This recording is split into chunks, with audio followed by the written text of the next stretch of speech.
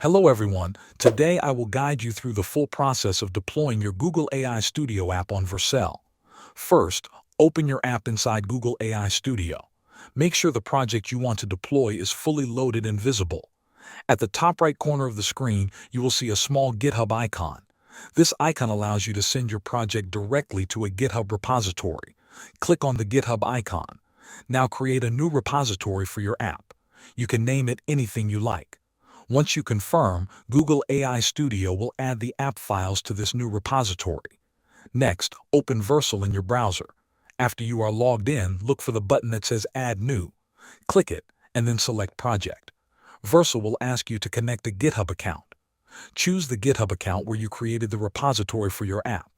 After the connection is made, Vercel will show you a list of your repositories. Find the repository you just created. Next to it, you will see a button that says Import.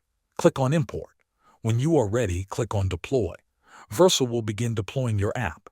This process may take a short moment. When it finishes, Vercel will show you a link to your live app. You can now open it, test it, and share it with others. Thanks for watching.